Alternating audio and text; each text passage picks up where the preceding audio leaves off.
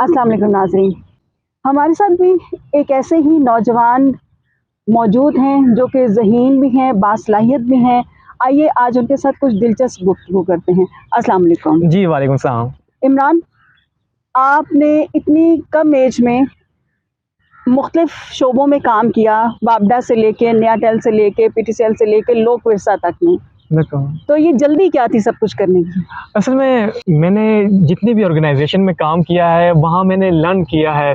मुख्तलिफ़ लोगों से जब मैं मिलता हूँ, अट्रैक्ट होता हूँ, तो वहाँ से मुझे कुछ न कुछ नया सीखने को मिलता है। इस वजह से मेरे लिए फ़ील्ड को चेंज करना इतना मुश्किल नहीं रहा कभी भी। और मैंने जब भी फ़ील्ड चेंज किया है, तो मैंने एक्स्ट्रा कुछ नॉलेज गेन किया है वहाँ से, और बहुत सारी चीज़ों में मैंने अपनी एक स्ट्रेंथ बनाई और बहुत सारे प्रॉब्लम की मैंने सॉल्यूशन प्रोवाइड की। नयाटेल में मैंने बड़े सतह पे काम किया, मुख्तलिफ़ जगहों पे हम जाते थे विज़िट पे, वहाँ पर कॉन्फ़िगरेशंस के हवाले से मुख्तलिफ़ कस्टमर की क्यूरीज़ होती थी, प्रॉब्लम्स होते थे, जिसकी सॉल्यूशन देना होती थी, तो हम जाते थे और वहाँ सॉल्यूशन प्रोवाइड करते थे।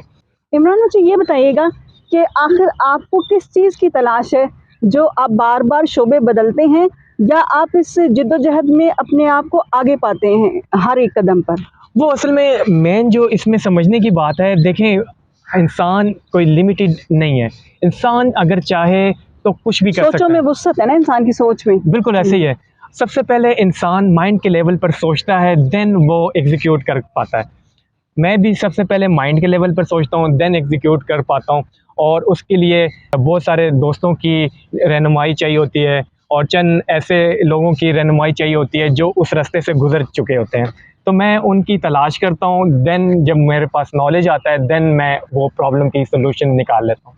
तो चलिए अब हम चलते हैं आपके बचपन की जानिब ना, कि आपका जो ताल्लुक है वो केपीके से है।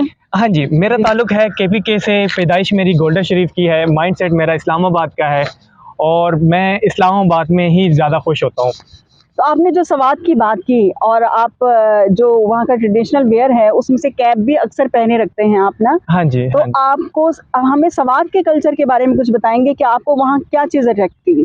असल में सवात का कल्चर बिल्कुल सिंपल सा है। वहाँ खुश मिजाज जो हैं वो वहाँ के जो है लोग पसंद भी करते हैं, और वहाँ ज़्यादातर यही खुश मिजाज पाए जाते हैं। और जो टोपी मैंने पहनी हुई है, लोग वहाँ पर इस तरह की टोपियाँ पहनते हैं, और सिंपल उनका एक टोपियाँ लिबास कराते होता तो नहीं है ना, सिर्फ पहनते हैं? है। जी, जी, वो असल में सिर्फ़ पहनते हैं। असल में वहाँ के लोग बड़े सादे हैं।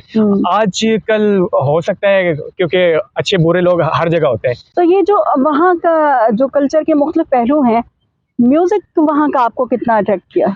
म्यूज़िक, पश्तो म्यूज़िक तो मैं बहुत पसंद करता हूँ। उसकी वजह ये है कि जहाँ पर रबाब हो और ताल हो, और इसका एक और भी है। अलगोज़ा भी वहाँ हाँ, पे हाँ, है। मंगे इसको कहते हैं पश्तो में। वो जब होता है उजरों में परफ़ॉर्म किया जाता है, तो वहाँ की रिवायत है कदीम ये। वो रिवायत है। और वहाँ जो पुराने जितने लोग थे, सबके साथ मैं बैठ के रबाब, मंगे जब हम वो सुनते थे, तो वो बड़ा मज़ा आता था। वो दिन मैं अभी भी याद करता हूँ, जब भी हम वहाँ पर जाते हैं। अभी तो वो बड़े वहाँ पर नहीं रहे, वो फ़ौत हो चुके हैं, लेकिन जब हम वहाँ जाते हैं तो हमारे जो यादें हैं वो ताज़ा हो जाती हैं। यानी कि वो बैठ के वो रौनकें जो उस ज़माने की थी उसको हाँ आप, जी।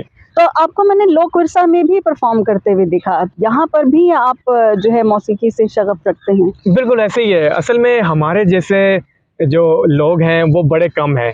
मैं और मेरे एक दोस्त हैं अफरीदी साहब, हम इतने जुनूनी हैं कि अगर हमारी जॉब, जैसे आप कहते हैं ना कि हम किसी ऑर्गेनाइजेशन के साथ जॉब करते हैं, हमें वहाँ से छुट्टी नहीं मिलती, तो हम वहाँ से आज़ाद मनुष्य कहते हैं ऐसे हाँ जी, लोगों को हाँ जी, कि जो अपनी मर्ज़ी से करना है, जो भी करना है। ऐसे ही है। वो हम वहाँ से रिज़ाइन दे के वो 10-15 दिन जो मेला लगता है नवंबर में, उसके लिए हम आते हैं वहाँ पर, 10-15 दिन गुज़ारते हैं वहाँ पर, फुल एन्जॉय करते हैं। हम में कोई ज़ातियात और कोई कौम परस्ती नहीं है।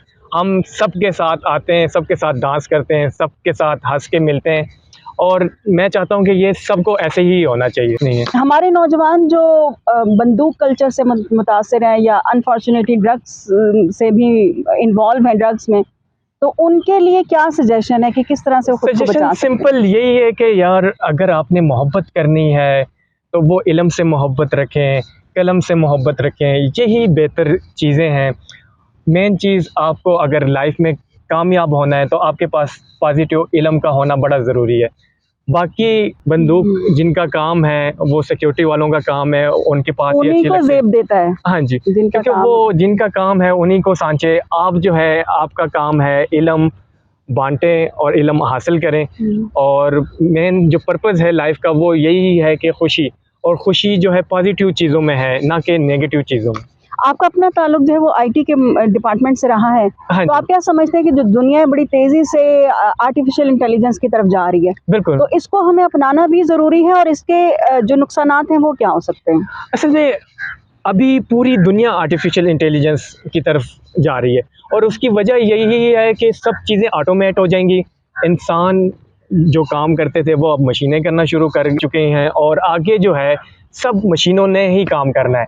इंसान ने जस्ट ओनली मॉनिटरिंग करनी है। इसका मोहतात इस्तेमाल कितना ज़रूरी है? अच्छा, इसका मोहतात इस्तेमाल जो है वो मैं ये समझता हूँ कि अगर चीज़ों को पॉजिटिव वे में लिया जाए और पॉजिटिव इस्तेमाल किया जाए, तो कोई भी चीज़ वो बुराई वाली साइड पे कभी जा नहीं सकती। लेकिन अगर फॉर एग्ज़ाम्पल आप अगर इसका गलत इस्तेमाल करते हैं तो ये बहुत ही हाई लेवल पर जा सकती है। लेकिन मैं आपको कभी सजेस्ट नहीं करूँगा कि आप किसी टेक्नोलॉजी को गलत साइड पे इस्तेमाल करें। टेक्नोलॉजी बनाई इसी वजह से जाती है कि आप उसका पॉजिटिव इस्तेमाल करें। इमरान, आपने हमें वक़्त दिया रमज़ान के इन दिनों में, तो इसके लिए मैं आपकी बहुत शुक्रगुज़ार हूँ। थैंक और यू। हम सब पाकिस्तान के सब जो नौजवान हैं हमारे, उनसे यही तवक्को रखते हैं कि मस्बत रवैयों को अपनाएँ, मुस्बत तर्ज़ ज़िंदगी को अपनाएँ और पाकिस्तान की तरक्की को मिलकर आगे बढ़ाते जाएँ। अल्लाह हाफ़िज़।